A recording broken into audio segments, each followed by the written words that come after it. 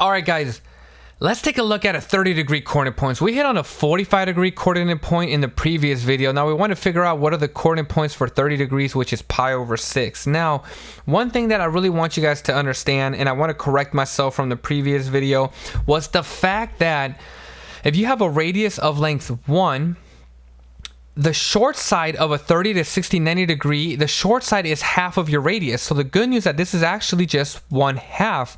It's 1/2 because it's half of your radius, which is nice. Now all we need to do then is figure out this length right here, which is the x value. So we're pretty much done with the y coordinate. It's 1/2, which is kind of cool because all we need to do is find a coordinate point. That means though this length right here from here to here is 1/2. All right.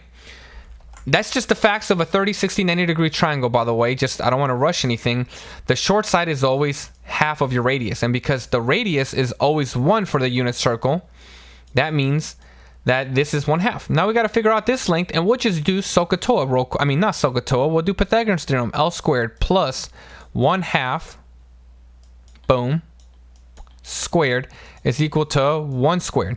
So we're going to get L squared plus 1/4 is equal to 1. Let's subtract 1/4 to both sides. We're going to get L squared is equal to, okay, I want you to think about it money-wise. If you have $1 and you subtract a quarter, how many quarters are you left with? You're left with 3/4. All we got to do now is take the square root of both sides. Boom. Boom, top and bottom, just like we did previously. We get square root of 3 divided by 2. That means the x-axis is, the length here is square root of 3 divided by 2.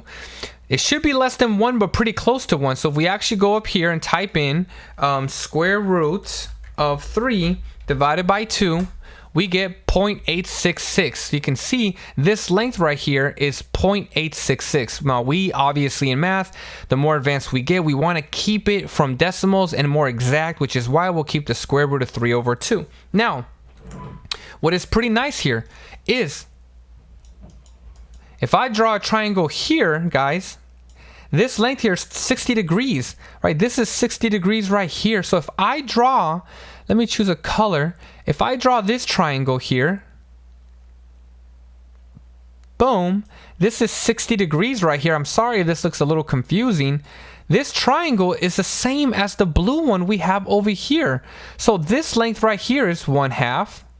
And the long side is square root of 3/2. So at pi over 3, the x coordinate points are 1/2 square root of 3/2. It's basically the same thing as pi over 6, but flipped. It's the same triangle. All it is just being rotated. That's why if you look over here, this triangle right here, if I draw it, oops, you can't really draw it. It's square root of 3/2, 1/2. That's the coordinate points here. And then at pi over 3, it's the opposite, because if I draw the triangle, the long side is now the y-axis. The long side is now the y-axis, right? This is the y-axis here. That's going to be the long side, square root of 3/2. And then the short side is the x-axis, which is 1/2. Now, using that, we can just do the same thing we did before. We can reflect them and get these points across. So just to show you, that's how we can get these coordinate points filled out. Now you can see here, for example, these are the exact same points, so they just reflect. That's why it's the same thing, but negative x-axis. Pi over 6, 5 pi over 6, these are the same points, just reflected. Same points, but just in the negative x-axis, so it's negative. So hopefully, guys, that makes sense. It looks pretty cool to me. I went through that kind of quickly, so hopefully that makes sense of how we got our pi over 6 coordinate points. All right, guys, I'm out.